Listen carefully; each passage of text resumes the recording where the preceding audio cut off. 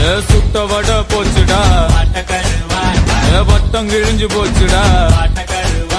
என் கட்டம் அழிஞ்சு போச்சுடா ரொம்ப மட்டம் தட்டியாச்சுடா நான் கருத்து சொல்ல போறேன்டா